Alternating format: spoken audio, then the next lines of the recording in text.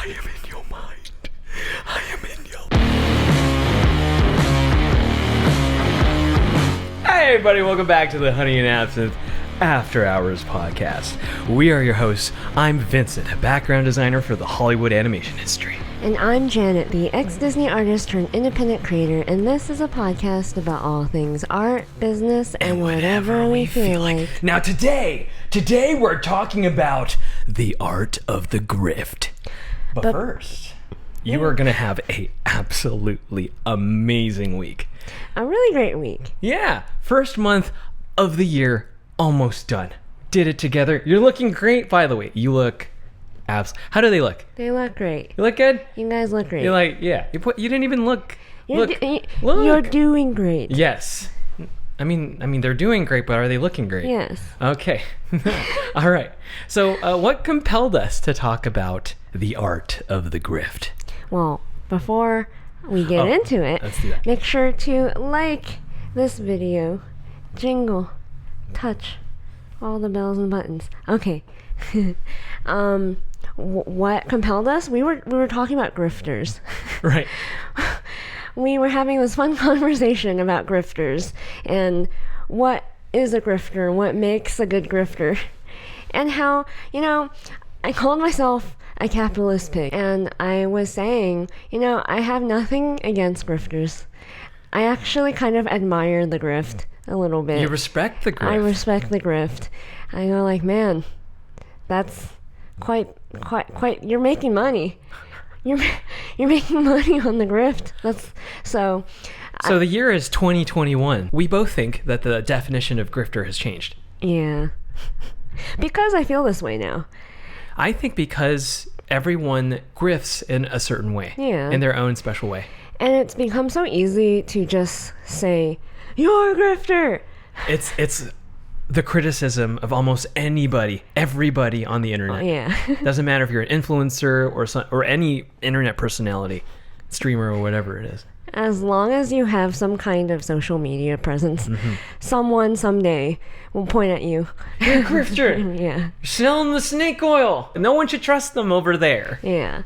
So, maybe we should define the word grifter for anyone who doesn't know what the word grifter is. So how would you define this new definition of the word grifter? I guess the definition of a grifter is someone who says things to make you want to buy something of theirs. That's everyone, isn't it? Everyone, who isn't like a, college educated white collar yuppie working in some corporation, doesn't matter if it's Hollywood or Silicon Valley or whatever. If you're doing the independent thing, you're sort of selling yourself and selling your online presence almost. Sometimes people just exist and stream and play video games, and that's it. That's what they're selling to people, and then they sell merch on top. And I think before it used to be more of an insult. I feel like, oh, you don't mean what you say. You just say things or do things on the internet for the dollar. And I think people would go like, oh, that's not true. This is why I'm not grifting in the traditional sense. Yeah. And they're like what? I'm authentic or whatever it is. And then before that, the phrase, I think we used to use the phrase hustle. Oh, you hustle. You're a hustler. I guess so. Oh, yes. You're you have the little die thing, and then you put it in the cup in the street, and then you go, haha, you need a bet, and then it's a trick this whole time. I remember hearing someone confused, someone old, not a millennial, get confused when someone was like, oh, you're a good hustler. You hustle really hard. And then they're like, what? I'm not a hustler. And then they had to explain to this person. No, it's a compliment. Yeah, now. You see? When we say, oh, hustle hard, that's millennial speak for you work hard. You work hard, yeah. Yeah. And then even before that, I think we used to say, oh, you're such a sellout, man. So-and-so is such a sellout. Talking about celebrities, musicians, and stuff. But hustle, I feel like is different from the word grifter. What's the difference between hustle and grift? At first I was like, I don't know if there's a difference. It's just one word replaced the other. But then you were like, I think there's a subtle difference. Like, I think you hustle and you grift. I think a hustle is like you're trying to sell a product. Like, you're working really hard to sell whatever it is, t-shirts, whatever. I think the grift is the things you say to sell to sell the thing. It's like the action you take to sell the thing. Yeah, whether it's video games, a movie, watch my stream. Yeah. I think I explained it to you in the morning because I was thinking about this topic for the past few days, and I was thinking like, okay, we need to separate there's a difference here between a hustle, like someone hustling, and someone grifting. And I was thinking, they kind of go hand in hand. Yeah. I think the hustle is the product. You spend so much time and you slave over the perfection of this thing. Let's say you've made I don't know, whatever it is. Let's say you've made something and then you want to sell it to people and you're doing your damnedest to fucking show it to everyone in order for it to be sold. The way in which you persuade people to buy your product, the techniques in which you use to get people to care about you and what you're doing, the way in which people cultivate communities to, become a part of something, but, participate in commerce, Yeah. right? That is the grift. Yes. Because it's like the polar bears for Coca-Cola every holiday. Right. That's the grift. Yeah. You like, man, who doesn't feel, other than PETA people, that warm feeling of like, oh, the polar bears in the Coca-Cola commercials. It's like, that's Christmas, man. It's Christmas, man. But like that feeling, Yeah. that's not arbitrary. They designed those commercials. They got animators to make those commercials, think up the concepts and things like that. It's like, you are a part of this. And every holiday season, you feel like you want to drink a Coke because you see a goddamn polar bear. Yeah, I mean, I feel like these terms are specific to like the internet, Right. because you're not gonna go and say like, "Oh, Coca-Cola's grifting," like. Right. I was just using it as an example. Yeah, I think But it's you're so right. interesting how. Like I can't say like, oh, Gap is grifting. Yeah. It's like, yeah. no, Gap's just Gap. Yeah. They sell basic Vincent clothes. No, it's so funny that like that's an interesting distinction to me because like advertisements, in my opinion, are kind of a grift. Oh, you know what it Yeah. is? I just realized right now. It's because the grift has to be seen as a person or at least a group of people. Yeah. If it's like this monolithic company, you don't really have a face to it unless it's Microsoft or something or Tesla. It's just like a corporation. Yeah. I mean, I guess the grift would be like corporations trying to stand for whatever political belief to get you to support their brand. Yes. That would be a grift. Like Gillette. Yes. Gillette, how do we become relevant again? Okay, let's make a incendiary advertisement. Yes. That, like, it doesn't matter. Like, so do you remember the Gillette thing? You want to Yeah. talk about this for a hot second? Okay. My thing with the whole Gillette thing was it seemed so obvious to me that had nothing to do with the message and the politics and the ethics of how we behave. It's about, hey, everyone talk about us. Yeah. Everyone tweet about us. Everyone, from the news people to the person selling you the bagel, talk about us. And that's kind of marketing genius. It is. And like, especially as people in Hollywood, I've worked on commercials before and advertisements and those projects. Well, you worked on a Coldplay music video. Oh yes. I was gonna say a joke, but I don't think I should say it. About Chris Martin? Just about Coldplay. Okay. Let's not. Yeah. But that, like, it's so obvious that these companies don't care, and they don't care either way. They just want the publicity, good publicity, bad publicity. Doesn't matter. So, for example, when Harry Styles wore his dress on, I think Vogue. Was it Vogue? I don't care. I think it was Vogue. Yeah. But do you think it's a conscious decision that Harry Styles woke up one day and was like, I'm gonna rock the world.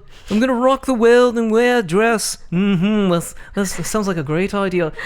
no, he's just like doing What does my whatever- PR yeah. person want me to do today? Oh, you want me to wear a dress? Okay. I mean, I'm not even gonna guess. bother complaining. Yeah. Yeah. And then they're like, it's gonna be great. People are gonna like tweet about it. They're gonna Okay. like say so many things about it, good and bad. And he's like, okay, I whatever guess. sells more records. Yes, whatever gets my brand as Harry Styles out there Yeah. to as many people as possible, I guess. And then everyone fell for it, hook, line, and sinker. Yeah, every like we easy. watched the shoe on head video, and it was like you couldn't just fall for the advertiser's bullshit harder, you know?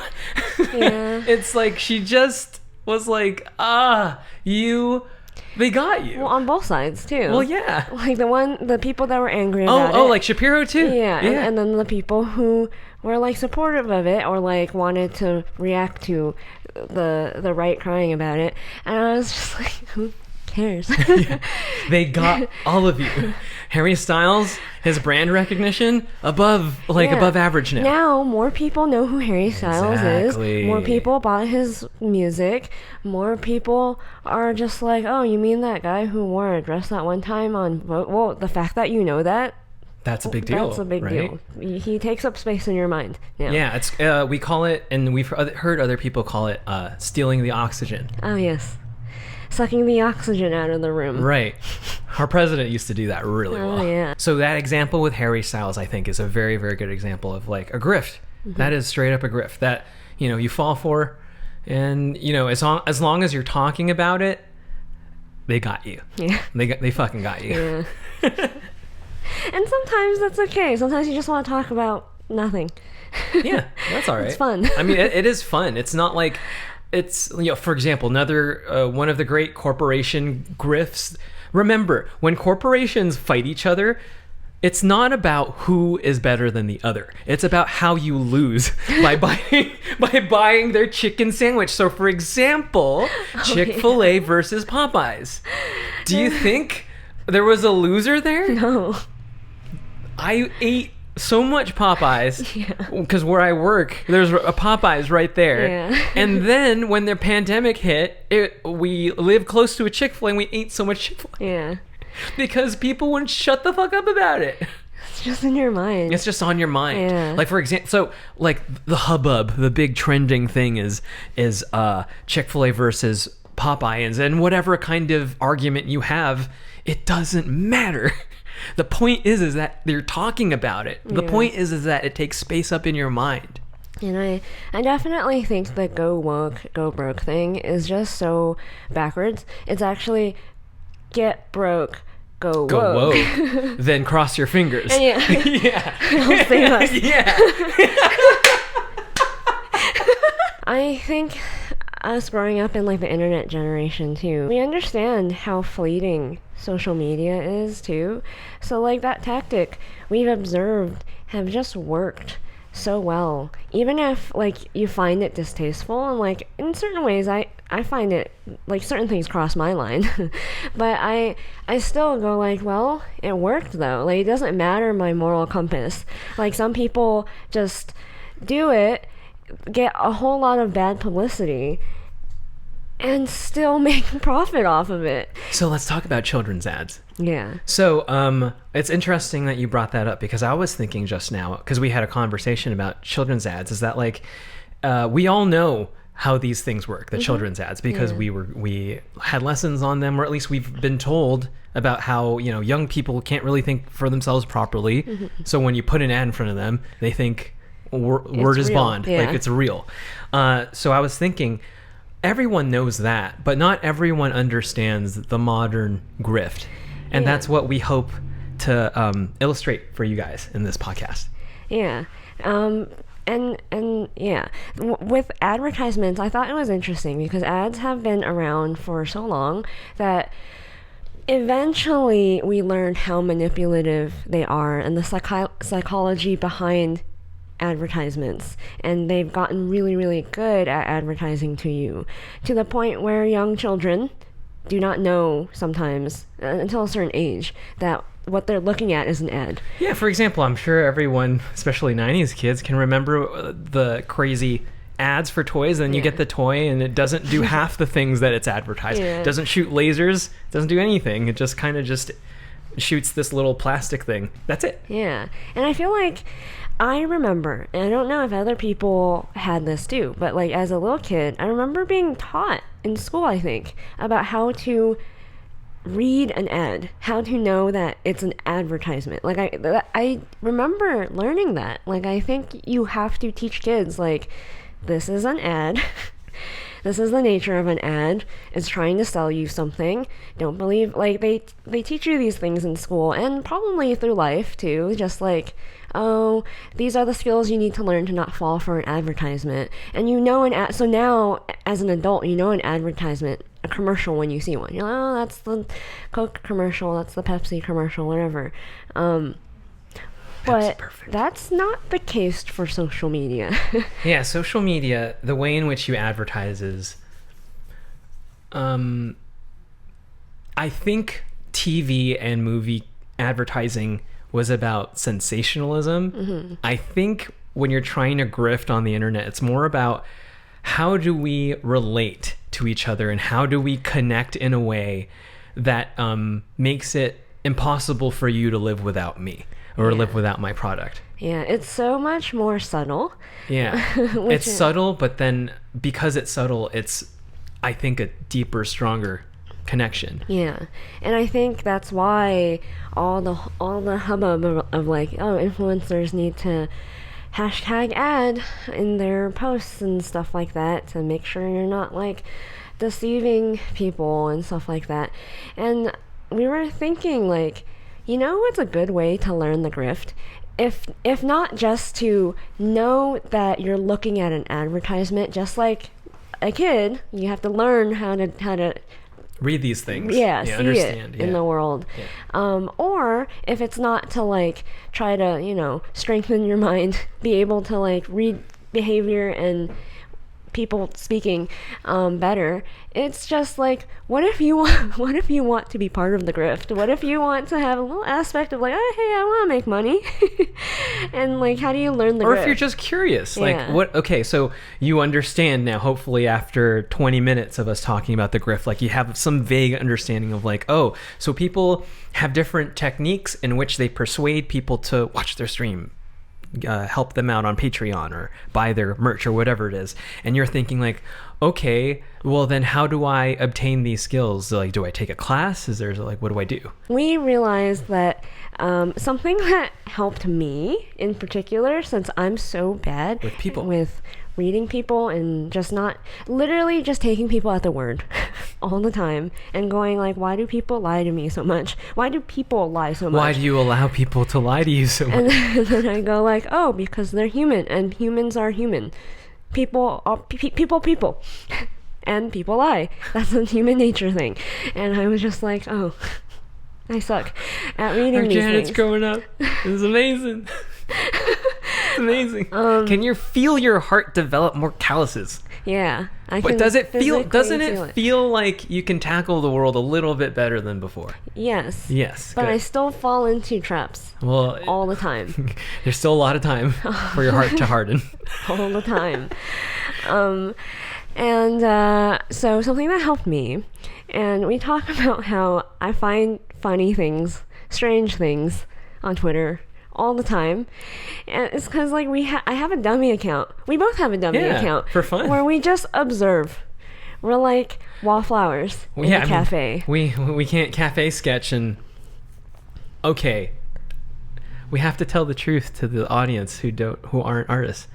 When you see an artist sit, they're probably eavesdropping on every single goddamn conversation for the extent in which they are drawing and people watching. Yeah. And honestly, if you do, like, I used to do that a lot. Mm-hmm. You know how much I fucking love doing that. And it really is. You learn a lot about people. Mm-hmm. Even the very subconscious stuff about like, you could tell a lot about a person by the way they carry themselves, just by their posture. Yeah. If they're a confident person, or if they're just like having a bad day and they just want to get their coffee and leave. Yeah.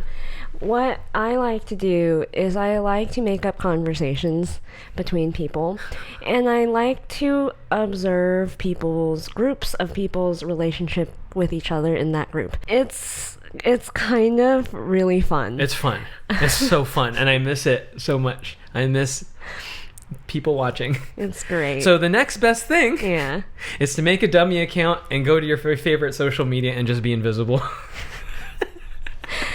Like, you do have to kind of start following some people. Oh, of course, yeah.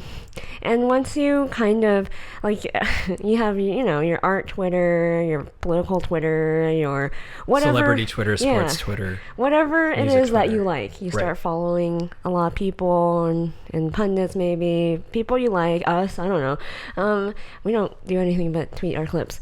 But I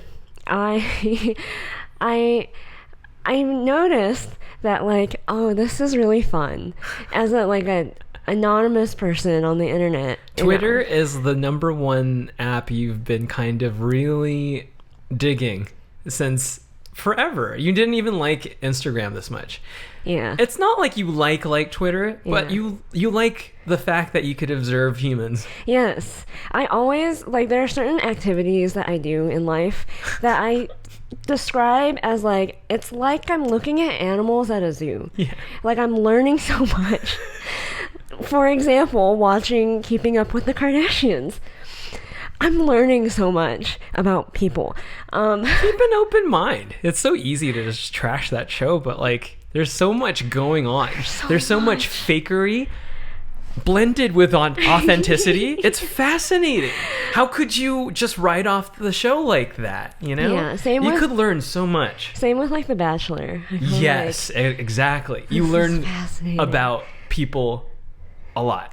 People and how to manipulate people. Yeah, TV producers. Yeah, TV producers. And what they're willing to do.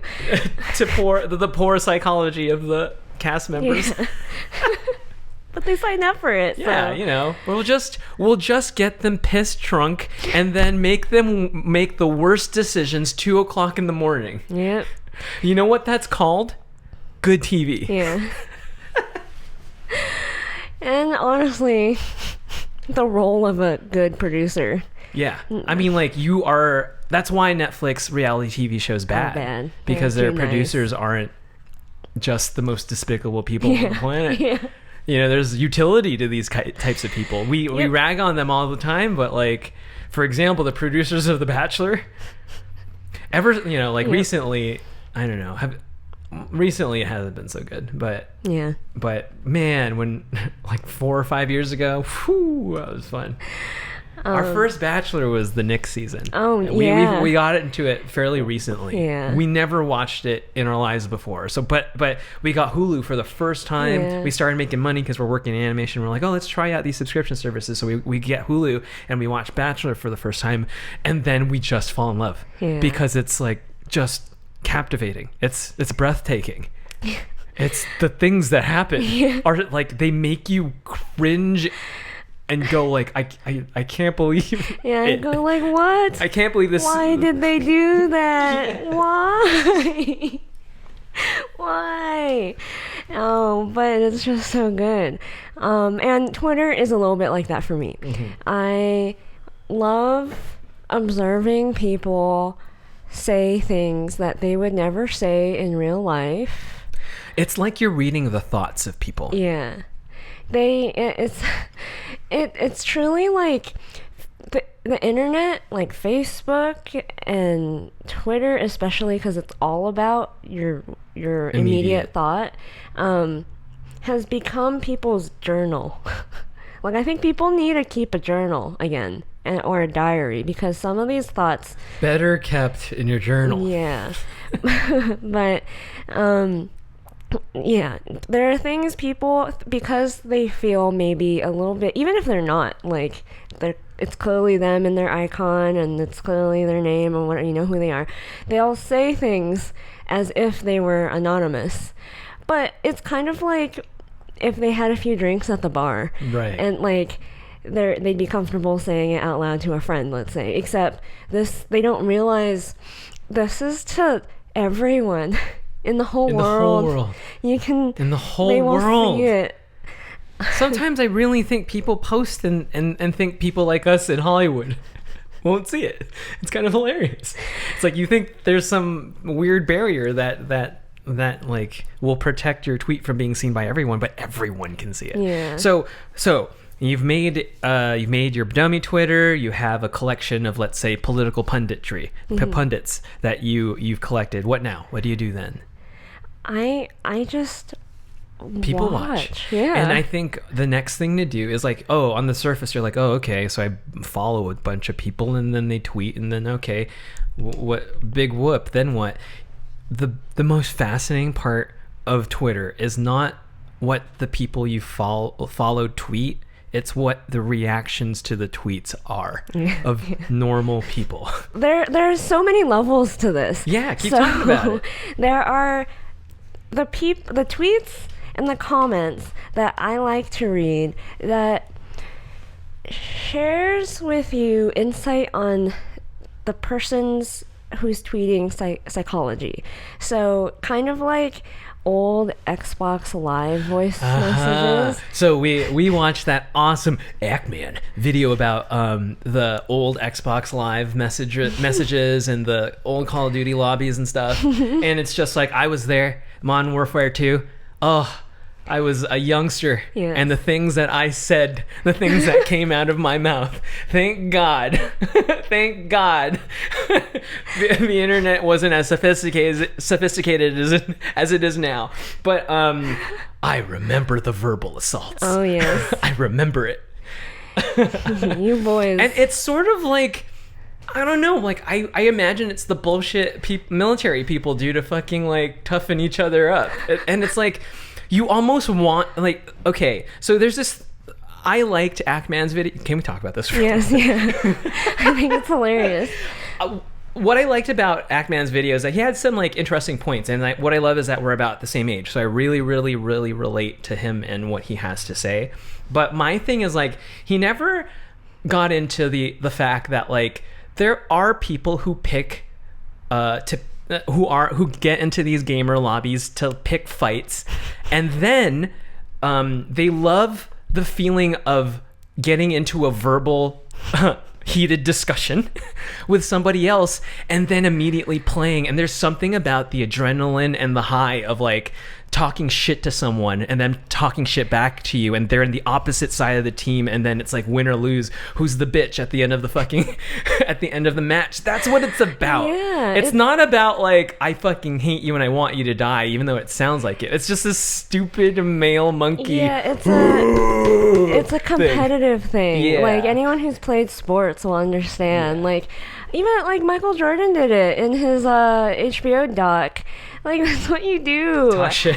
You talk shit before a game, so like it gets you pumped. Yeah.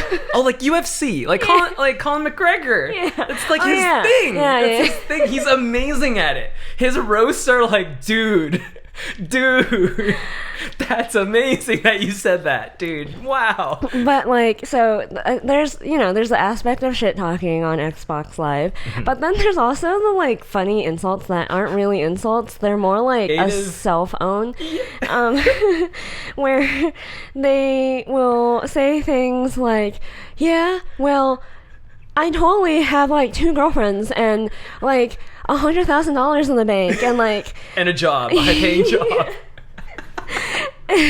And then dude, there was one where he was like, even though you beat me, you'll never be as talented as what I could do with my hands. And he plays this really shitty rendition of Enter the Sandman by like fucking Metallica. Like, wow, is that what makes your existence worth it, bro? That you could play a heavy metal riff, my dude? Yeah, like cool flux, bro.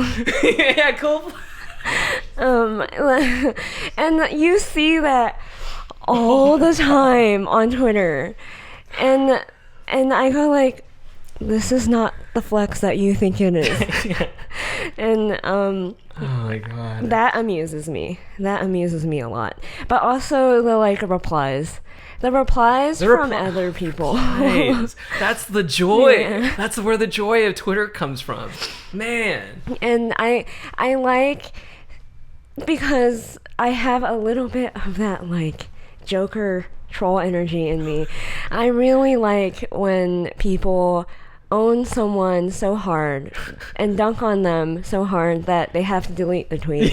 Yes. It's like, ugh. It's just so like, It's like, you got him. You won. especially like, you might think this is a little mean, this is a little mean spirited, and yes, it's not real. It's social media, and it's like, it's fleeting, and it's a lot of the times just for jokes. Like, Modern Warfare 2 lobby. That's all it is. yeah. It's just stupid. And like I think what I'm talking about though is truly different from like cyberbullying. Like I want to make it a point, Of like course. it's not that. Like I don't No. like that at all. Cyberbullying is like routine assault. Yeah, that's you not know? okay. But like, you know, it's like you're like a ton of dudes in a lobby, and they're separated into teams, and they get to talk to each other right before they fight. What are they gonna do? Say, "Good day, sir. I hope we have a great match." What the fuck? No. And then like when you lose, the frustration, the immediate emotional Okay. frustration. So this is what happens when you lose. Yeah. Let's say like this is what happens all the time, because often when you are just a wallflower in these lobbies, you just listen to two people really get at it, and then you see and pay attention to how their KD is throughout the game, and then when you see like who did better, as soon as the game match is over in Call of Duty, the lobby opens up again. You could talk to the other teammates right before they disappear into wherever the fuck they go to next. And then like it's just screaming. It's inaudible screaming, like, ah, or you're a bleep bleep bleep bleep, and no, you're a bleep bleep bleep bleep bleep. Oh, you're my KD's blah blah blah blah blah. And like, oh, your KD's trash, blah blah blah blah blah blah. It's just like, and it just feels so good. Yeah. You see people of like all types, and just the worst of humanity, the best of humanity, and everything in between. The dumb, the smart, the dum-dums, like I like to call them. Can I share with the world, the whole world, my personal favorite positive Modern Warfare 2 lobby experience was we were a bunch of us I was in the mercenary lobby. It's like basically like it's truly randomized with people who just want to play with with other people. There, you're not allowed to have like partners or parties or anything. It's just like a bunch of people who want to quit game playing with each other in two teams, right? And then so I was in this lobby, and then we all had this weird discussion all of a sudden about like which Harry Potter was the best. And then like basically down the line, people started talking about their favorite Harry Potter, and then I said, nah, all of you guys are wrong. Harry Potter 3, Prisoner of Azkaban, directed by Alfonso Cuarón, best Harry Potter movie. And then chat, like you see like the icon with like the speaker just all erupt and like, yeah man, oh dude, that's a really good, like just like it's just erupt. And I felt so proud of myself. I was like, yeah, I made the lobby happy. I made the lobby go, yeah man, I appreciate that comment. That's such a rare glimmer. That's like of, one like, out of the 10 kindness, times. Yeah, exactly. Usually it's a lot of nasty things that we cannot repeat. Nope. The caveat to like, you know, making your dummy account and going on Twitter and like just observing. I emphasize observing because I think there are some people who maybe shouldn't do this because it's easy, I think, to feel one way or the other about anything, like get too heated or get too like attached to a person, let's say, or a group or whatever. And I liken it to like the people who like to visit gossip forums.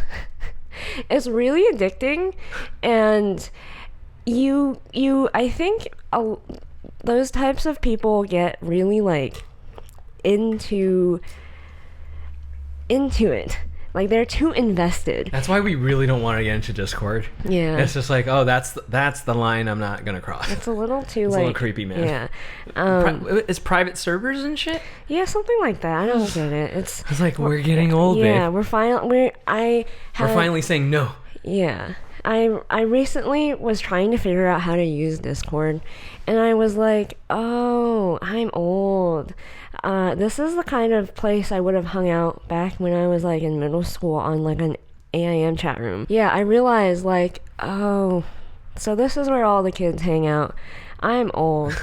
Yeah, you're old when you're like, oh, I don't want to hang out. Yeah, like here. I don't have time. Yeah. I was like, oh, this makes sense. This is probably where I'd hang out when I'm like 15. And I was like, oh, yeah. I am truly, I think once you've reached like 25 and up, you're officially old in the internet age. Yeah. Oh yeah. All right. So, let's talk now that you've discovered the people and all that stuff. How do you distinguish good grifting technique from bad grifting technique?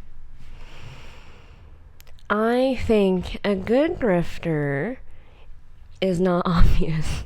That they're grifting? Yeah. Or they're overly obvious, like they're honest about the grift. They're just like, yeah, that too. I'm grifting. Yeah. Or I think a bad grifter is someone who is trying to pretend like, no, I'm not grifting, but everyone can tell you're grifting. That I think that's a bad grifter. I think you have to either be like, just, yeah, I'm grifting, or so good at grifting that absolutely no one knows that you're grifting. Yeah, I think a good grift feels like it's not a grift. Yeah. I think, like, for example, let's talk about Kind of Funny for a second.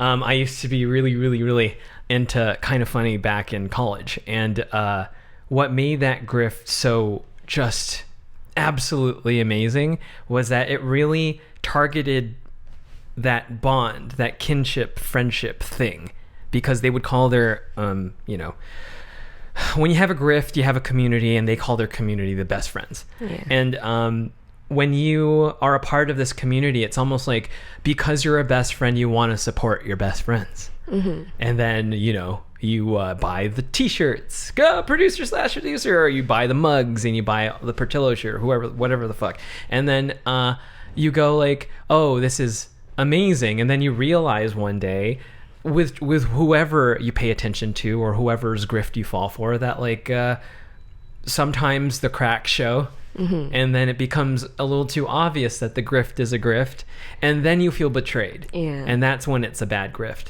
Yeah. You don't want people to feel like you scammed them. Yeah. Because then you're just like, it's not that you're a snake oil salesman. You just come across that way to people, and then people will be like, they just say things to make money. You're a grifter. They're just a grifter.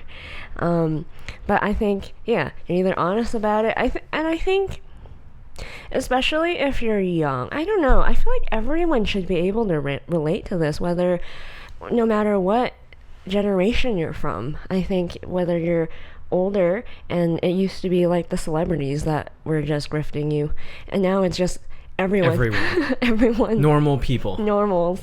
Absolutely normal people. Not even corporations anymore. Yeah. I mean, they still do what they do, but it's amazing. I remember we talked about Pokimane, and her we didn't really call it grifting because we didn't want people to get offended, but now we're talking about it. Her grift is quite amazing. Yes. She has a team. Yes. All the e-girls. I'm very impressed. I'm like, the amount of technique to their makeup, and that they have to do that every day, and then they have to turn on their personality, because it is a personality. No one's just 100% like that all the time. Yeah. And then, it's a fantasy. Like and then to like, it's a job. It's an intense job that I definitely do not want, but I respect, because they're simps, man. Yeah, man. They're simps. They pay. Yeah. Sims make it rain. Yeah. Which we'll probably talk about this later, but man, I kind of go like, wow, you're like a model, but you do so much less. Or do you? Like, I don't actually know how much they do in their day-to-day, so I don't know. I'm like... But you know enough that they have teams that help them post, help them manage the community, manage the funds. Yeah, at a certain point, they are kind of like a model. But they're, like, stronger than a model. Because models don't have a personality or a brand behind them. They just take pictures. They're just beautiful. Yeah. And you get obsessed. Like, oh, Tyra Banks. Tyra Banks, or well, Tyra Banks is a great example of a model who became a personality. Yeah. But, you know, think of any Victoria's Secret model. It's just like, oh, they're on Victoria's Secret one day, and then it's a new face. Yeah, new face every time. Now that we're in the topic of bad grifters, who would you say is a good example of a bad grifter? So I would say Taylor Swift. Oh, please explain. Because, I mean, I think everyone would acknowledge that all pop stars are grifters. Yeah. And I would say she's kind of bad at it because she's so fake. And, like, I have no problem with her grift. I like her music. It's fine. It's pop music. And the problem is we preferred the country stuff. Yeah. Yeah. But like you got caught.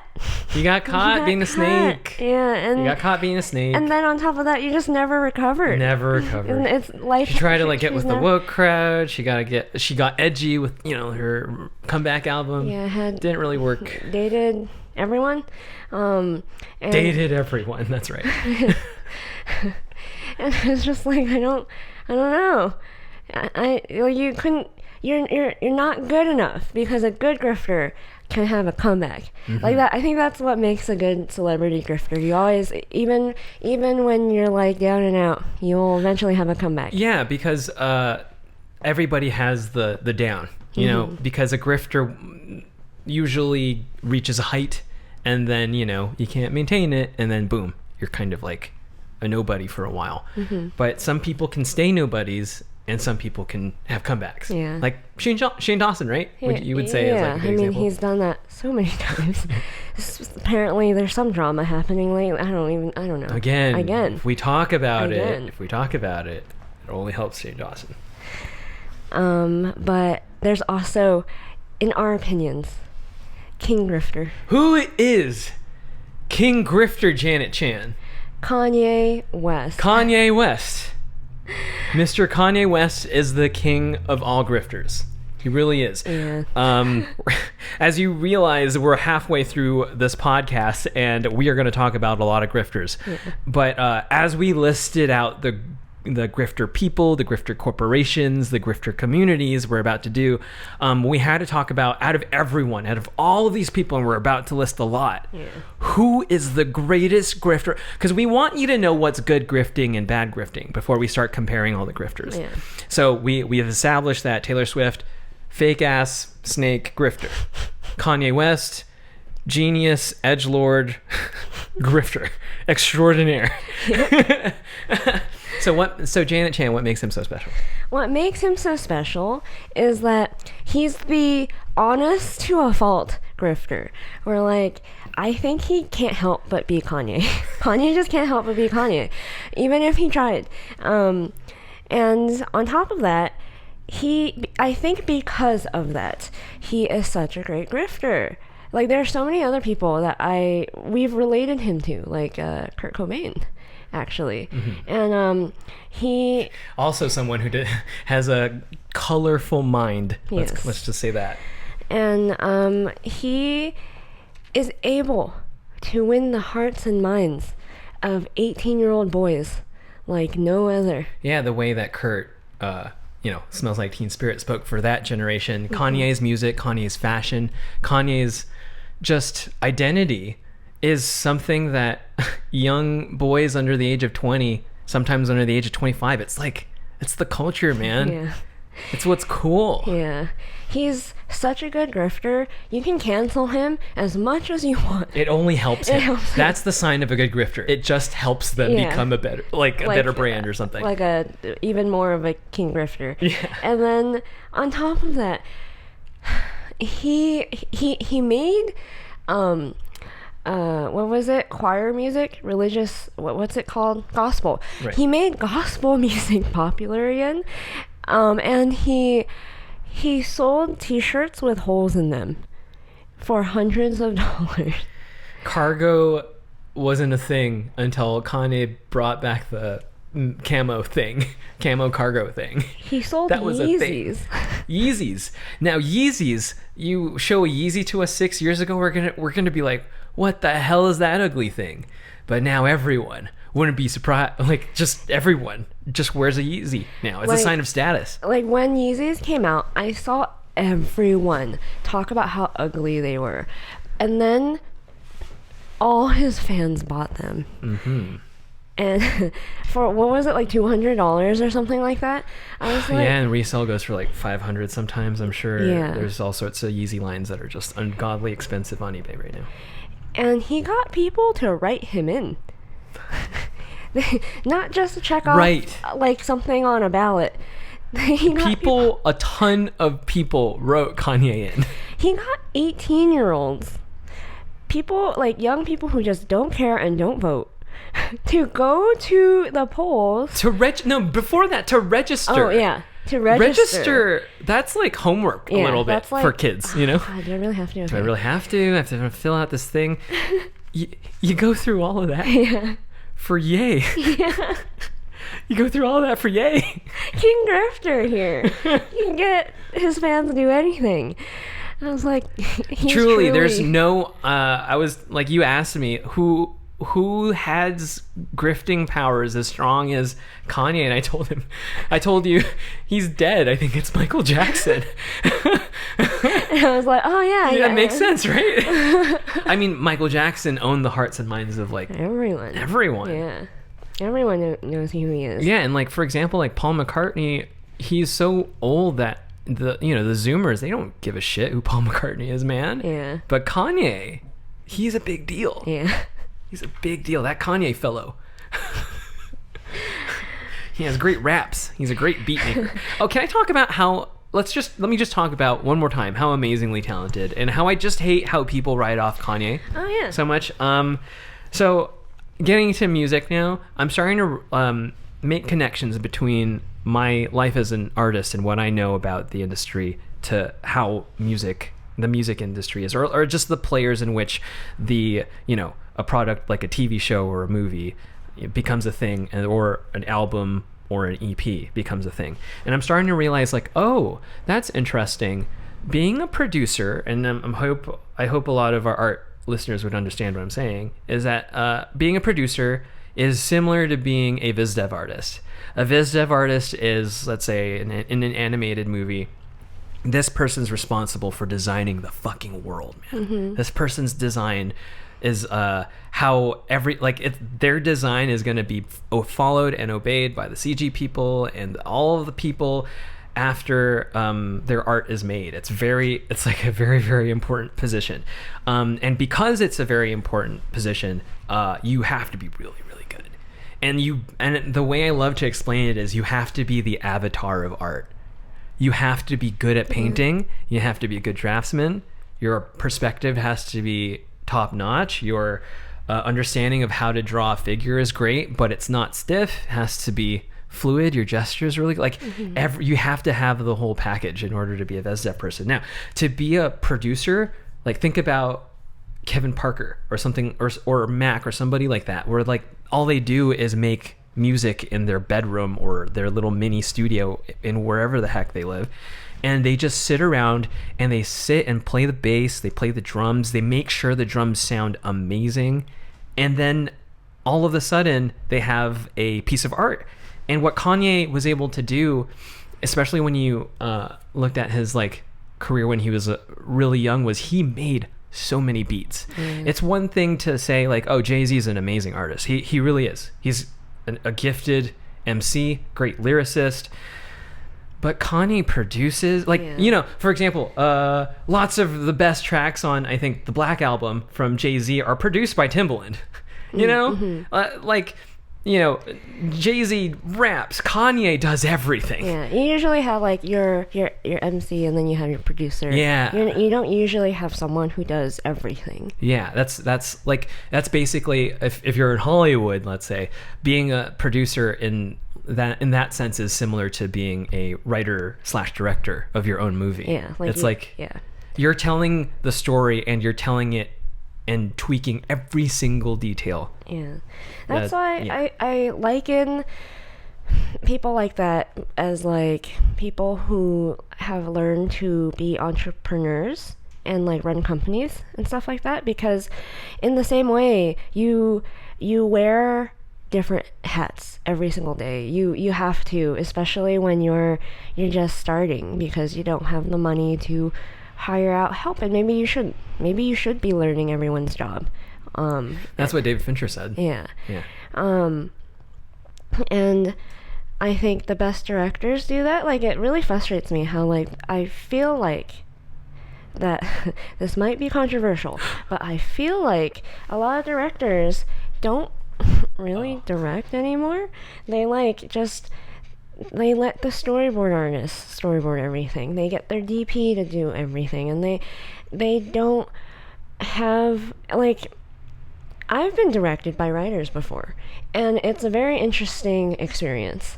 It's like, especially in animation, it feels wrong.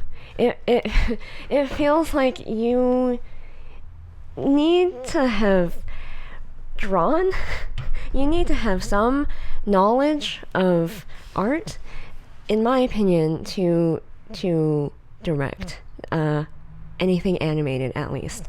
And I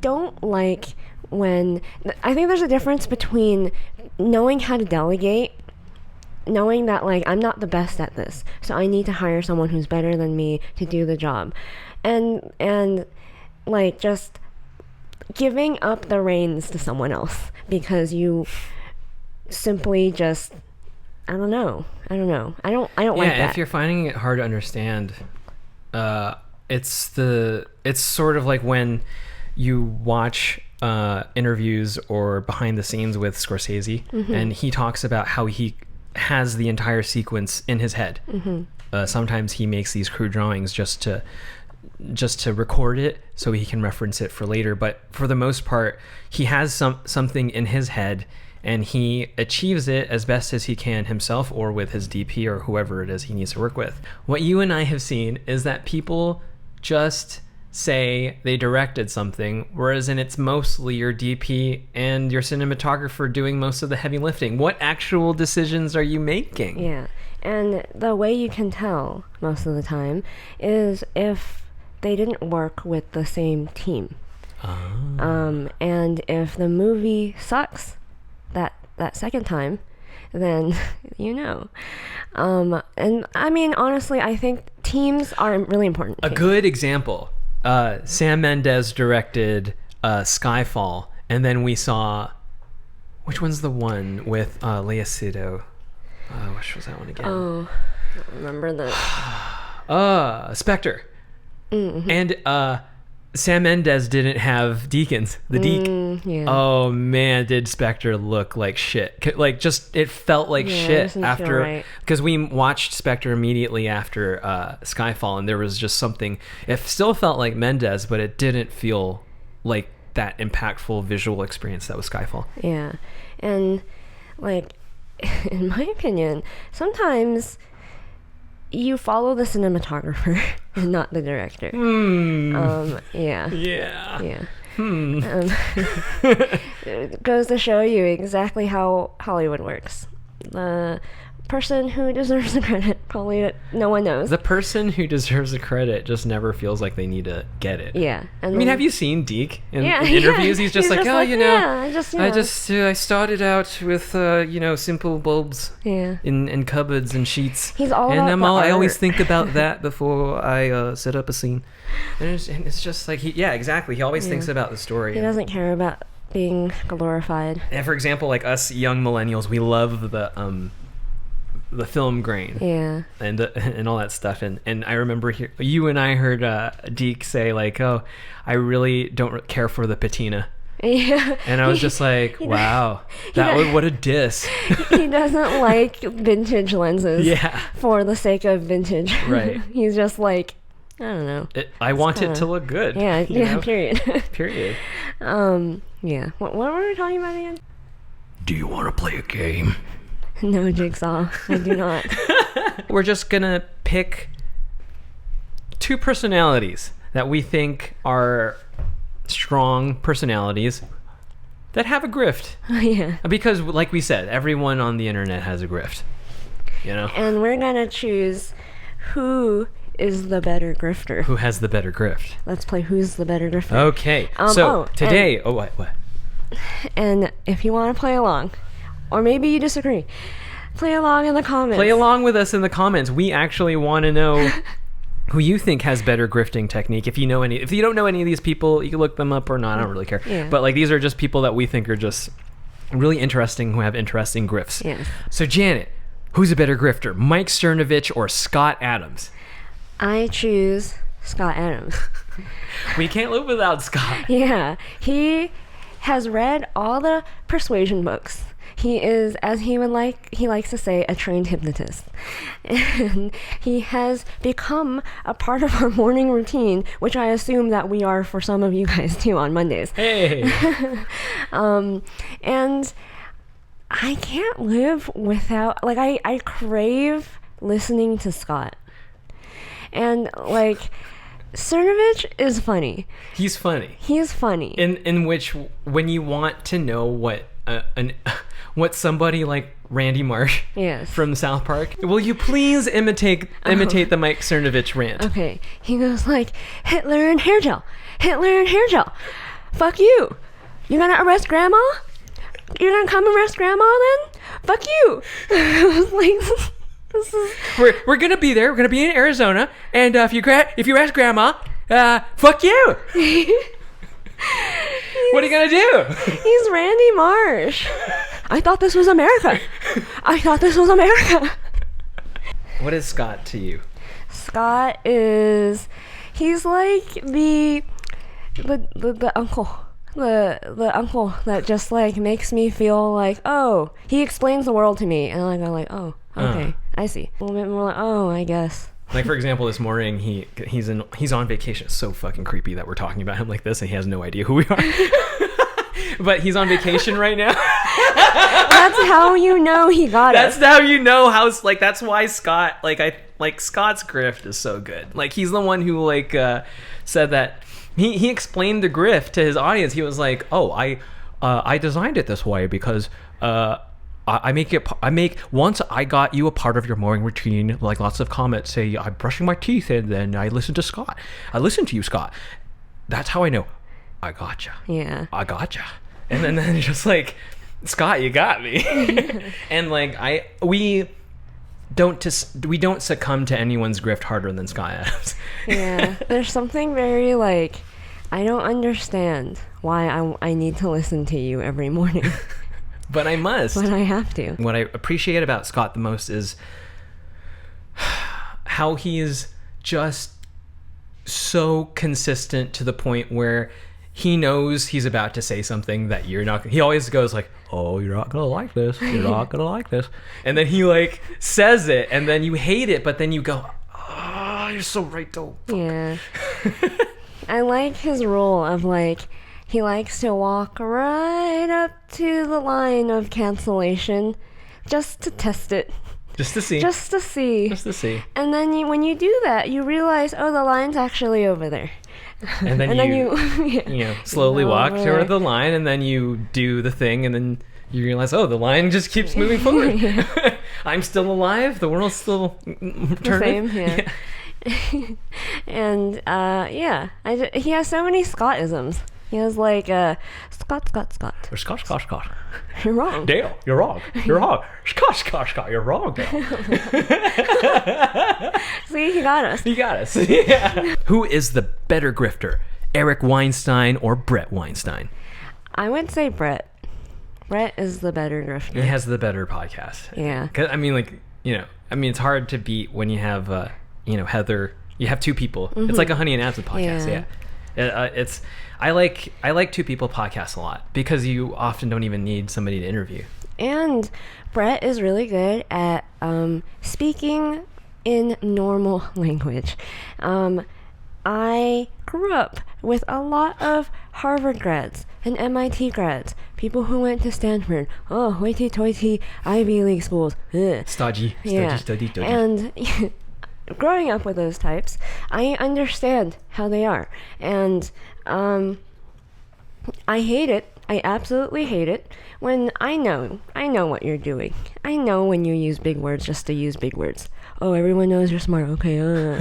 Like, that's what, like, I can see it. I see it in Eric Weinstein. Weinstein? Oh, I'm sorry. Whichever way. I'm not really sure which way they prefer. But you can just speak like a normal person. I know you're like really smart. I get it. I love Scott's thing where he says like it's about precision, and he said something about like he likes writing that feels like it's butter. Yeah. When I read Eric Weinstein's tweets, it's just like you're just making it hard for me to understand you, my dude. Yeah. I want to understand. I want to. I want to get in your head, but you're making it difficult for me. Like stop letting your ego get in the way of your ability to communicate your message. We had a teacher who calls it rant when you're letting your ego and you're trying to show off your expertise a little bit too hard and it's getting in the way. Yeah, Eric, sorry, I got them confused for a second. What Eric does in the art world is when you're tasked to draw, let's say, a figure, an artist like someone like Eric would over render everything and really like explain and not give me a focal point because just to show off that like, oh, I could paint all of these things. Whereas it's just like, oh, I rather you pick a focal point and then just design everything out of that. Yeah, and people so write like this too. Yeah, it's annoying. It's so annoying because I see it. I in school. You know how when you have to like peer review your classmates' essay? Yeah. Going to school with these types, I am so annoyed when I have to read through large word after large word after large word in one sentence, and I go like, dude, you could have just said it like this. It would have been simpler. And it gets the point across so much more effectively. I get it, you're so smart. I had one of my friends at taking the SAT. I am a halfway decent writer because my dad forced me to write short stories every single day over summer growing up, because he was like, I don't know how to teach you English, I'm just going to force you to write. And so I just naturally developed like short story writing, creative writing skills. And so on the SAT, I consistently got really good scores. And I had a friend, and I wasn't in English honors because my AP English class in high school is notoriously hard. If anyone is watching from high school, why are you watching this or listening to this? But everyone knows Mr. Lee is notoriously scary, and I did not want that. I did not want that in my life. So I just did not take AP English. But the people in this class were some of my friends, and they'd be like, what'd you get like for your essay on the SAT? And I'd be like, oh, I got this score. And then they're like, what? You got a better score than me.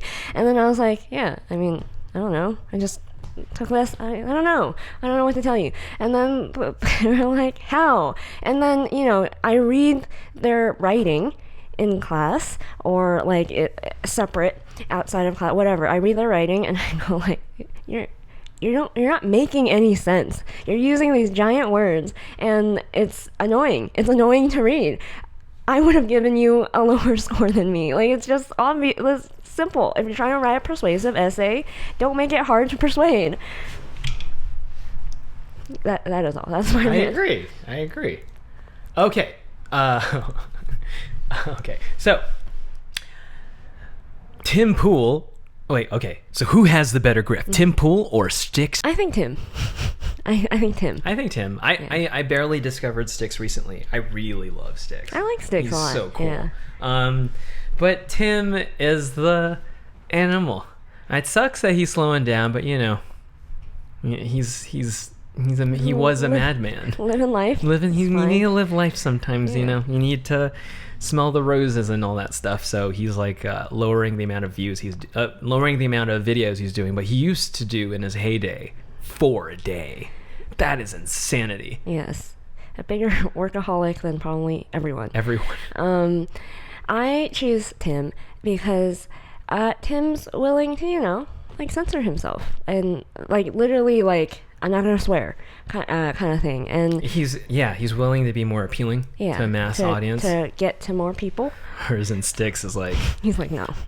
I refuse to compromise, Yeah. which is why we adore him a lot. Yeah. But like we understand he's not everyone's cup of tea. I think everyone who's like the worst grifter is really charming in my book. Like, I don't think I'm very good at grifting, but I really admire the grifters because they have a skill I do not have. The only thing I can do, the best grifter I can be, is to just be like, buy my t-shirts. I'm just obvious about it when I'm grifting.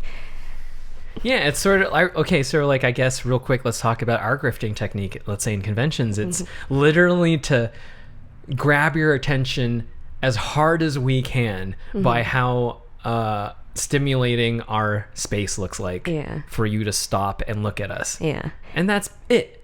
Like we don't, you know, do the whole, hey, come here, you want to look at my wares? Yeah. Which is like a respectable, it's fine. Like I don't really have any, I think that's a fine way to make a connection with people. But for us, we rather sit there and draw and have amazing things around us. And that's it. Yeah. And that's sort of like the same technique we employ with the show or with everything in this channel. It's like we try to have weird, attention grabbing, stimulating, mentally stimulating, visually stimulating, sometimes like just stuff for people to enjoy. And if people enjoy, like I said in one podcast, if you enjoy the monkeys dance, support the show by buying some of our merch. Who is the better grifter, Jordan Peterson or Sam Harris? Jordan Peterson. Why is that? Because he just needs to exist. He doesn't even need to try. And he is just on everyone's minds. Well, what's the problem with Sam Harris? Sam Harris, all he needs like Ben Affleck next to him in order to grift properly. But he has the Eric problem of like just like you're too intellectual. Speak like a normal person. Yeah. I know you can do it. We get it. We get it, my dude. Who is the better grifter, Kyle Kalinske or Ian Miles Chong? Oh my god. This was a good one. So, I think Kyle Kalinske. I think Ian is the worst grifter of them all. My dude. When we saw, what was it? Okay, what was the thing that Cernovich was saying that Chong totally jocked and was so obvious, and then he got like pilloried for? It was something like criticizing Trump. Right. And then Chong came out with the same exact criticism, but it's like Cernovich, because he's a good grifter, it's very on brand Cernovich what he said. But for Chong to parrot what he said, it's like, no, bro, you're grifting. Yeah. It felt like straight out of left field, and his conservative audience was like, the fuck? What? Yeah. Excuse me? And then everyone started unfollowing, and then maybe it would happen in too quick all at once, and he was like, I apologize. But we all I reacted too strongly. Yeah. Yes, you did.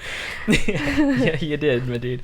But we think Chong is at least important because he's always on top of the juicy clips for some reason. Somehow finds the clips that no one else first finds. He's always the first one. He's always first, and I go like, this is why I don't unfollow you. This is why I don't unfollow you. And Kyle is just simply like, We're not big fans of Kyle. No. But he has reach. He's appealing. He's been on Joe Rogan. You know. I said Kyle because he has a podcast. Yeah. I think it's quite a different grift when you are able to get people to listen to you talk for hours on end. I don't know why you guys listen to us idiots talk. We are surprised every single time we see the view count. Wow. Like, it's wow, growing. look at that. Why? And then we go, weirdos. You guys are weirdos. I mean, I make myself laugh, but I don't expect to make anyone else entertained. Who is the better grifter, Alex Jones or Cenk Uygur? Alex Jones, of course. My God. If it wasn't Kanye, actually no. There's another big king grifter, but Alex Jones, man, made a lot of money. Yeah, man. And that InfoWars brand, man. Come on. Cenk's very good too, though. Yeah, the Young Turks is a comparable brand to InfoWars, but Cenk has his meltdowns are very entertaining, but Alex Jones meltdowns, oh my God, they break the internet. They break the internet. It sends shockwaves. Everyone just likes watching Cenk cry, to be honest. Yeah. Let's be honest. No matter where you lie on the spectrum, you just it's like, oh, he's crying today? Yeah, awesome. Like, it's a day that ends in Y? Awesome. But, but Alex is like, oh, he's freaking out? Oh my God, I need to see it. I need to see it. I'm a gorilla. Love yourself. Yes. I don't know why. I don't understand. But, it's become ingrained in my memories. Who is the better grifter, Dave Ramsey or Kiyosaki from Rich Dad, Poor Dad? I have a really hard time with this. I love them both. Yeah, so I don't know the answer. We talked about some of this off camera, but this is one of these, like, I'm not into these people. You are. I think Dave Ramsey. I think Dave Ramsey. Really? Because I was just about to say Kiyosaki because, like, he's on YouTube. To me, that's a better... Dave Ramsey's on YouTube. Dave Ramsey? He just uploads his show on YouTube? Mm-hmm. Oh, shit. There's a video version. Oh, wow. Yeah, he's been... So, I think Dave Ramsey because he reaches everyone. He's expanded his reach to everyone. And he has the evangelicals on his side. Robert Kiyosaki is like... What makes his grift not as strong? I don't know. I don't know. Do you think it's because Kiyosaki kind of just... He is fairly new at this because I remember Ramsey's show when we were kids. Yeah. Like, Ramsey's been around forever. I think Kiyosaki has been around, but I do think the grift is newer. The grift is newer. I think he was in real estate longer before he became a finance educator.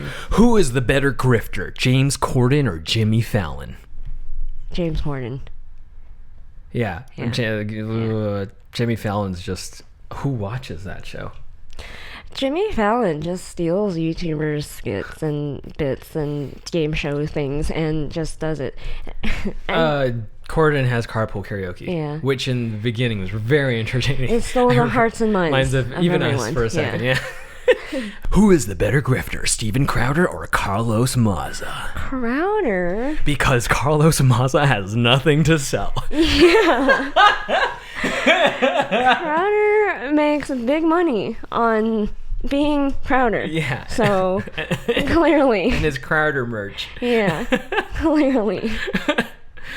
Who is the better grifter, Shoe on Head or Candace Owens? Candace is such a good grifter. She sold millions of books. Candace Owens. Hardcore. She goes so hard. She got better. She is on fire on the internet. And she's really, really, really hot. Yeah. Really hot. That helps. I was going to say, like, I'm sure Shoe has lots of simps. Oh, yeah. Female and male. And Candace, though. Candace is hot. She is fiery, and now she also has the bite. Yeah, she ended Cardi B. Who has the better grift, Jack Dorsey or Mark Zuckerberg? Zuckerberg's the Zucks. Why? Because he makes so much money. But Jack Dorsey censored a sitting president. He doesn't make so much money. It's true. I mean, he's The grift. wealthy. The grift, the barometer of good grifting is the money you make, it seems, and the technique, right? Yeah. So I guess Twitter kind of feels all across the board. Yeah. Bad technique, bad optics, Twitter is about to die. stocks plummeting. Facebook somehow. It's like a cockroach. It Yeah. just keeps living. Yeah. It's amazing. Who is the better grifter, Cardi B or Nicki Minaj? I guess Cardi B. I think Cardi B because she's more active on the internet. Yeah. More activity on the internet means more oxygen you're sucking. Yeah. I think Nicki Minaj made her money and was like, I made my money. Who knows? She'll have a comeback one day, I bet. But which channel is better at grifting? Funhouse or Kinda Funny? Kinda funny, I think.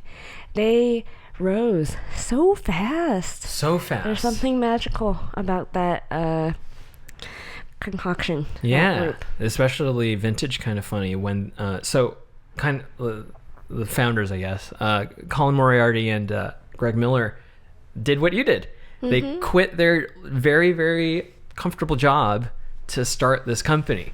And it's kind of amazing what they were able to do. We're not really fans of them anymore, but like, we don't know of any YouTube empire that grew in such an amazing way than Kinda Funny. Yeah. And their community is Totally. like, sort of similar to Jim Jones' cult. Oh, God. Like, it's kind of a cult. I was a part of that cult, Yeah. But like, man, Tim Geddes though. Yeah. Honorary mention. Tim Geddes. We really, really, really don't like Tim Geddes, No. but man, that Yeah. guy can grift. Yeah. Raking in those brand deals. Remember like him talking nobody's about business. like literally Ed and Eddie bullshit? He would like Yeah. grift people out of their In money the when neighborhood, they were in a cul-de-sac? Yeah. Or I think he would talk about how he would grift people like in school or whatever. Yeah. And it's just like you could see it, like it paid. Look at vintage Kinda Funny fucking Yeah. fridge and a really cheap IKEA table, and then new Kinda Funny just with the monitors and the screens and everything. It's insane. I think he was on like Forbes 30 under 30 for a reason. Yeah. Like, truly, like, man knows how to make money.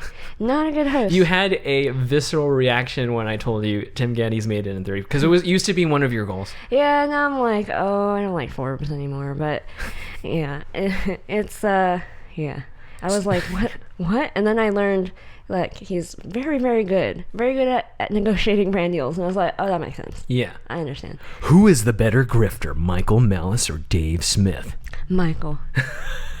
And the reason is because people pay to troll him. Like, someone gave you like $10 just to say a mean thing to you on your PayPal. That's amazing. What? That's amazing.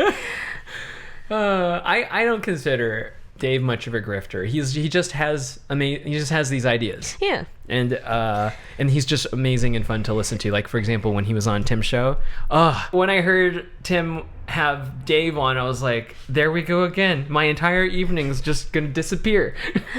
Like, I really like Dave. I love Dave, Yeah. but he's not Dave, grift harder.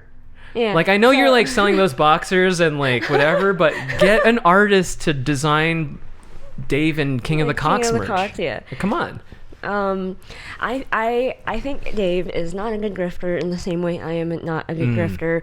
We have to try too hard in order to grift. Also, you guys don't like feeling like you're selling shit to Yeah, people. I do it because I know I have to. You have to, and it's exactly. the nature of the beast. But Right. So this is going to break the internet a little bit. Who is the better grifter?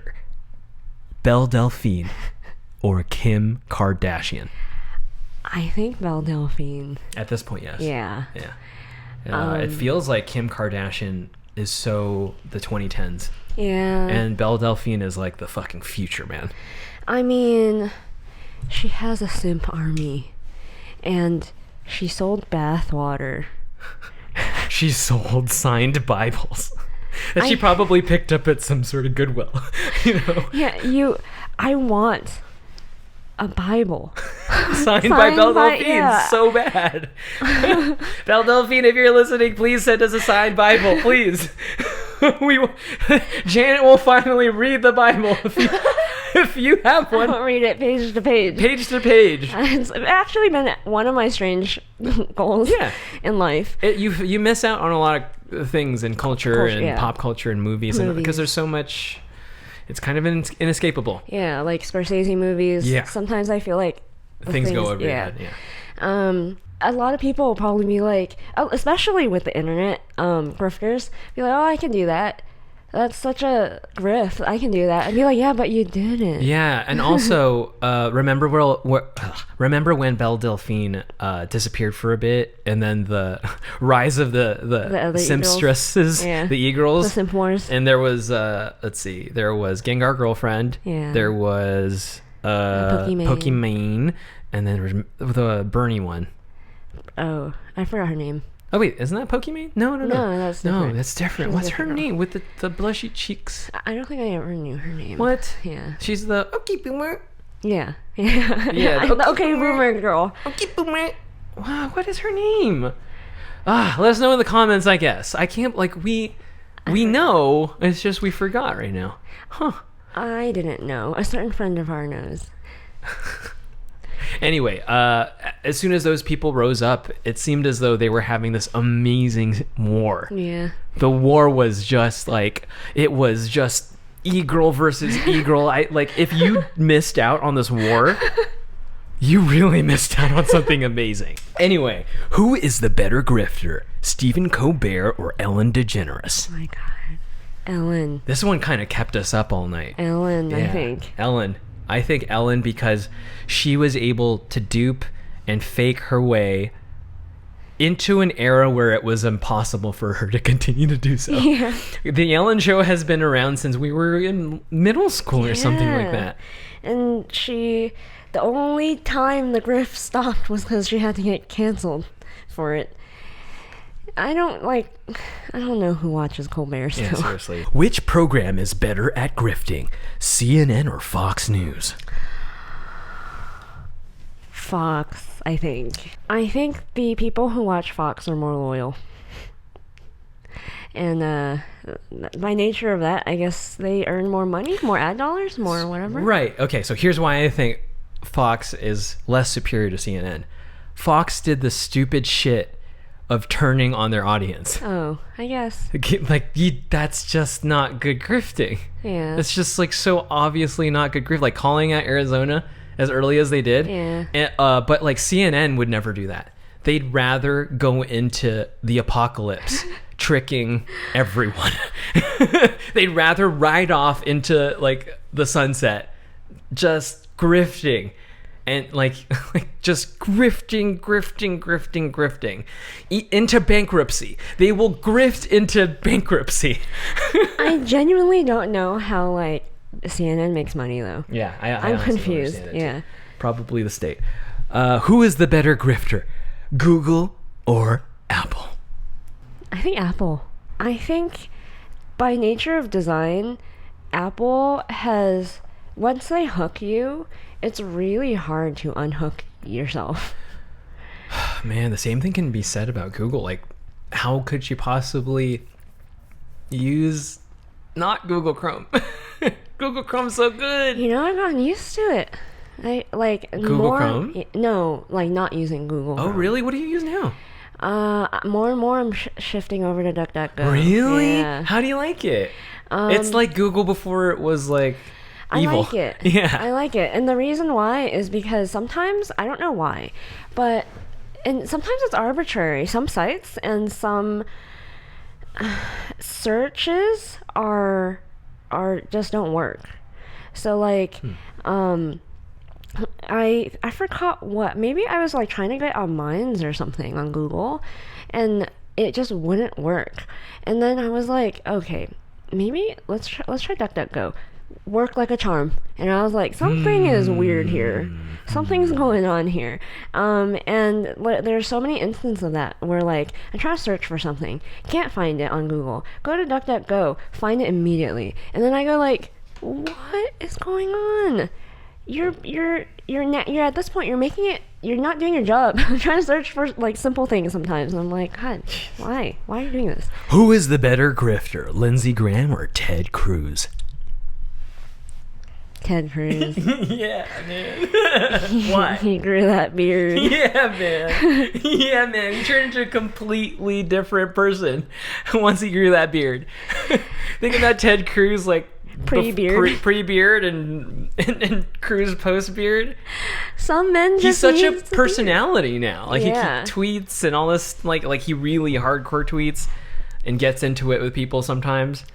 Yeah. Lindsey Graham kind of just Has that Georgian accent, and that's about it. I do declare. Okay, who is the better grifter? Jeremy from The Quartering or Victor Van Doomcock? Doomcock. There's just so much. There's so much to that grift. You have to respect Jeremy's grift because he is still doing the OG Tim Pool thing of like Yeah. trying to do Jeremy, get some goddamn sleep, dude.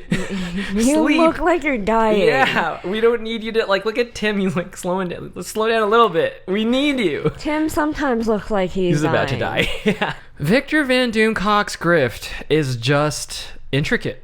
There's just so much. There's the mask. There's the static, funny, electric stuff in the Yeah. background.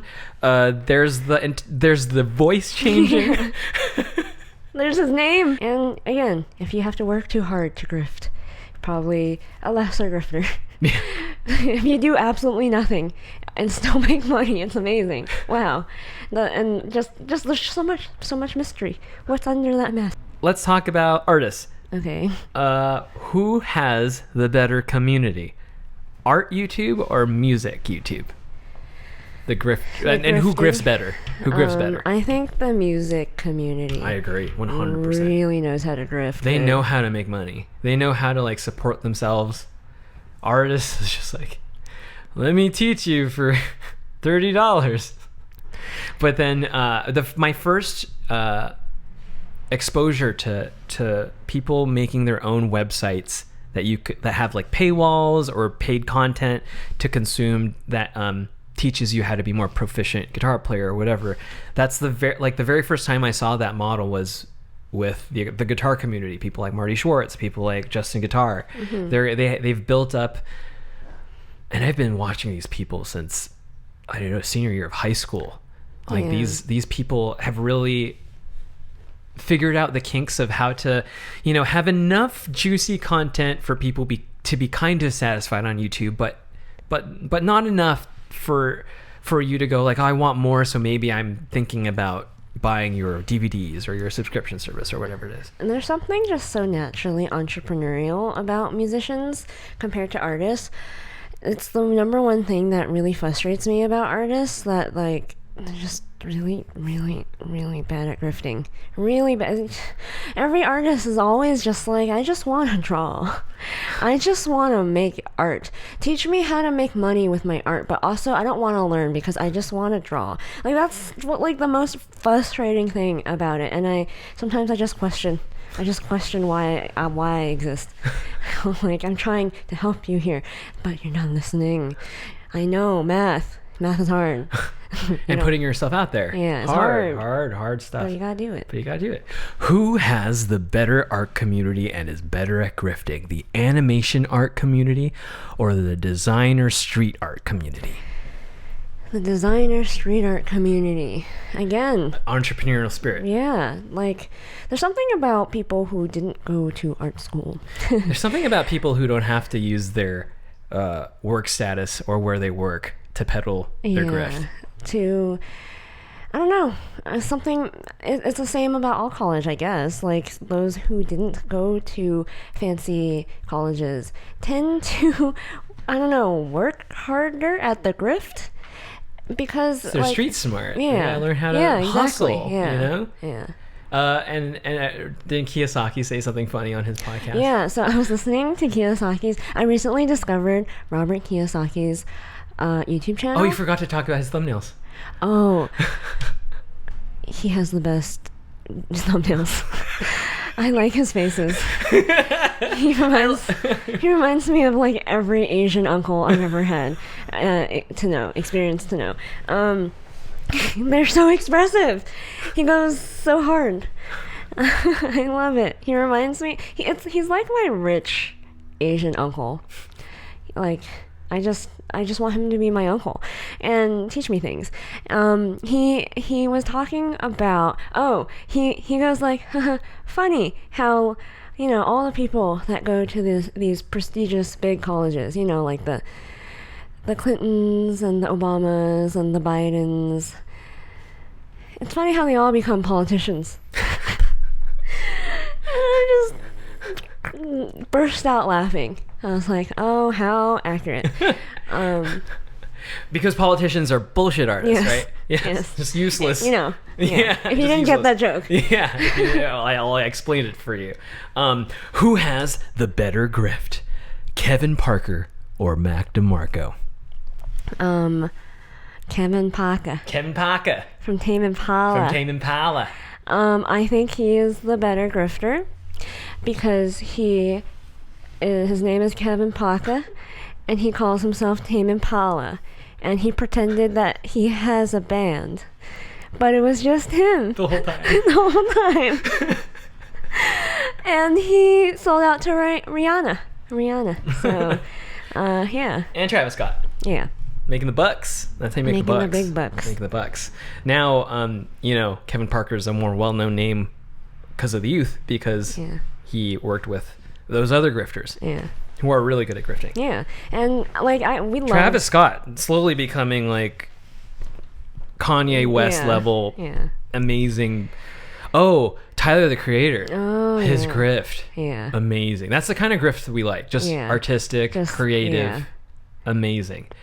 And we really like Mac. Mac's one of our biggest inspirations. Yeah, I really like him. Yeah. He's really smart. He's a really smart guy. And you can only I feel like the smartest people are the ones that pretend that they're not. Yeah. And he's very smart.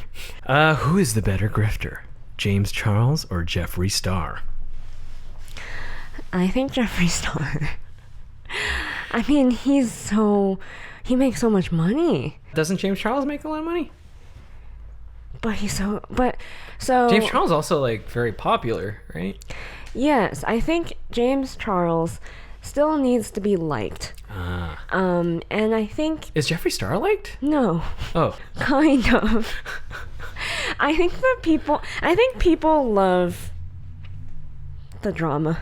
Oh yeah. I think people are addicted to the drama, and I think he gives them that. Mm-hmm. And I think as much as they want to hate him, they're addicted to him. He gives the people what they want. Yeah. I see. Yeah. All right, finally, the moment you've all been waiting for. The final showdown. Are you ready for the final showdown? Are you ready for the final showdown, Janet Chan? Yes. All right, here we go. Who is the better grifter? Former President Donald J. Trump or Alexandria Ocasio-Cortez? I would say Trump. Really? Yeah. Okay. Explain why. He's a billionaire. It's not about the billionaire, it's about the technique. He has a loyal fan base. He started selling merch before AOC started selling merch. I feel like he started selling merch from the beginning. I don't know why AOC started selling merch only recently. Think of how much money he sold. Money he made, or the campaign made on the hats alone. Yeah. That's a lot of hats, man. Part of me wants one just to keep it in like a time capsule. Just to be like old one day and be like, look at this.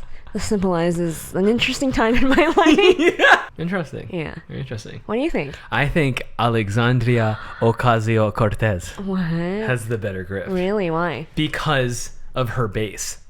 I think Trump obviously has a really, really, really good grift going. Mm-hmm. And I only say this out of feeling because objectively I think both of them have equal grift power. Trump, obviously, has a really, really good grift going. And I only say this out of feeling because objectively I think both of them have equal grift power. Objectively, I think both of them have equal grift power. Objectively, I think both of them have equal grift power. Objectively, I think both of them have equal grift power. almost, because Trump is obviously older and is more experienced. But I'm going to explain to you why AOC is a little bit better. It's because I think AOC is really, really good at figuring out what the youth wants. Like, she's really, really good at that. And she's really, really good at appealing to the youth. She's really good at being like, I'm just like you, and you're just like me. We're hanging out on Periscope. This is great. And the fact that AOC knows to play Among Us to get those sweet, sweet votes, knows to just like talk about just the most random, like Ashley-esque stuff, Best Dress-esque stuff, to get the hearts and minds of the youths is kind of amazing to me. And the reason why I think Trump falls short a little bit is the one move that he had recently, and it's the fact that he didn't get on alternative media sooner. I think that is bad grifting. That, like, I don't know if this is like because I heard this from Tim. Tim said that there were people who actively told Trump, don't get on Gab, don't get on Parler. I'm sure things would be a little bit different if he jumped on those 5 months ago. Don't you think? Maybe. Don't you think his grift could have continued a little bit harder? But yeah, AOC, what's amazing about her is that she is really relatable, and the Hollywood types all love her. But I don't understand, because she contradicts herself so often, and then it makes me realize, like, oh, the Hollywood types aren't on anything but Twitter, I guess. They're not hearing her contradictions, and the weird part is, like, I don't think they know what she believes in. I think they just see young person, and they're like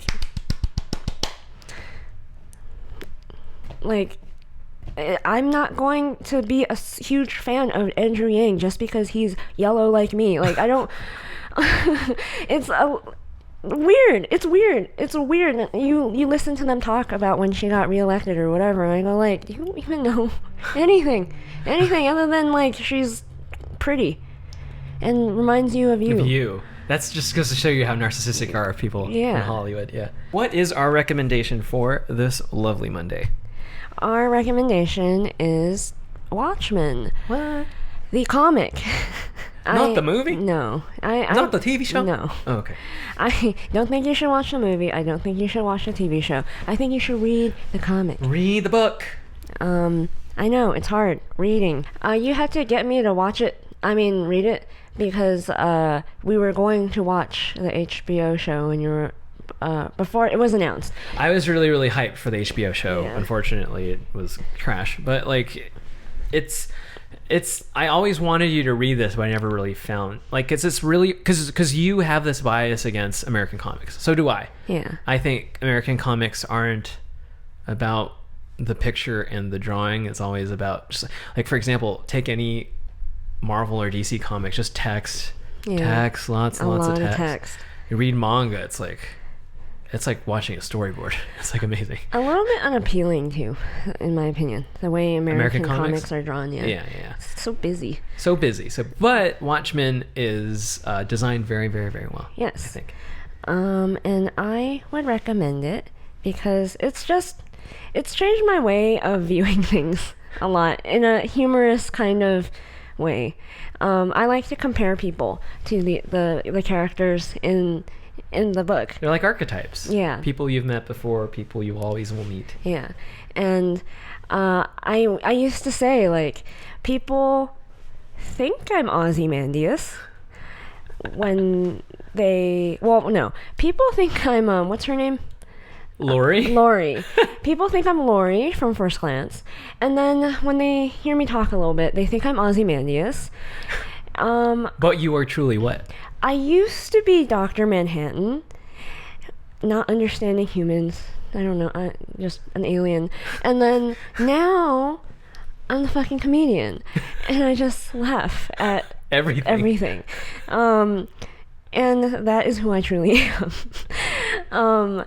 I am not quite Ozymandias. I'm not quite any of those other things, but truly I think I'm the comedian. on the inside. But we also like to compare these other personalities to these people. And I think I'm not the comedian. Michael Malice is the comedian. Oh, man. Yeah. The comedian has this amazing ability to just like point out the absurdity of life and everything. And how nothing matters. Yeah. Everything's a joke. Yeah. Like how the Bob Dylan quote went. If your life is but a joke. That kind of thing. And I think Ozymandias is like Mark Zuckerberg. Bill Gates. But yeah, Bill Gates. Bill Gates is Ozymandias. Yeah. And I think Elon Musk is Dr. Manhattan. He's gonna go to Mars. Yep. Sounds about right. I think Tim Pool is Rorschach. Do it!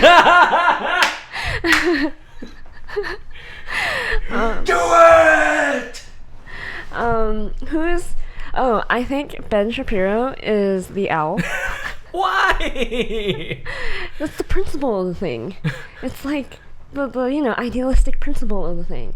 But the owl kind of represents impotence and not being able to hero. That's kind of like half of his story. He's not able to perform. Who do you think is the owl? I don't know. The owl to me kind of represents somebody who isn't fond of his golden years. It's like, I don't know. How would you explain the owl? I explain him as just like really overly idealistic. Yeah, that trying too. to do good. Kind of like a Luke Skywalker. Kind of like unrealistically idealistic. Yeah. Can't really think of anything. Bernie? Bernie Sanders.